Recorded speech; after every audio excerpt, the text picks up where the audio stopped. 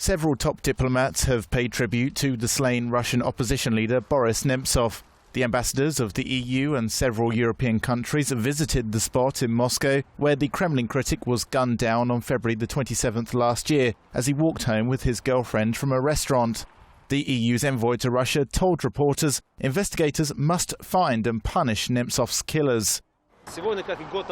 He said today, as well as a year ago on February the 28th, we, ambassadors of the EU countries and the EU and Norway, came to pay tribute to Boris Nemtsov because he was an outstanding, famous politician who contributed to our common cause, relations between the European Union and Russia.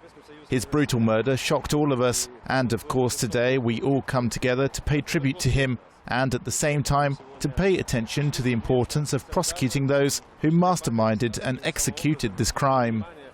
Flowers lay next to a memorial to Nemtsov at the murder scene, just meters from the Kremlin's walls.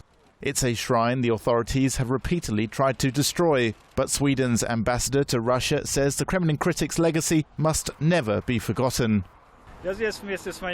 He said, "I'm here together with my colleagues, ambassadors from the EU countries and the EU ambassador in order to pay tribute to Boris Nemtsov and express hope that those who committed this terrible crime will be found and punished. Of course, it's a great tragedy, and we think it's very important to us and even more to Russia to finally solve this crime." Meanwhile, in Kiev, flowers and candles were left to remember the killed Russian opposition figurehead. Among those in attendance was Ilya Ponomaryov, a Russian MP and only State Duma member who voted against the annexation of Crimea from Ukraine.